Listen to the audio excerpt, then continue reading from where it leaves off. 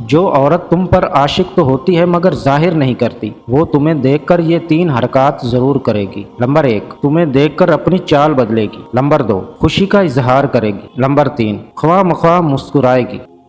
نفسیات کے مطابق یاد رکھنا، جو عورت بات بات پر ہنستی ہو، اس کا مطلب ہے کہ وہ اندر سے بہت اکیلی اور چاہت کی طلبگار ہے۔ اس کا دل بہت خوبصورت ہوتا ہے۔ نفسیات کے مطابق عورت محبت میں بڑی سچی ہوتی ہے۔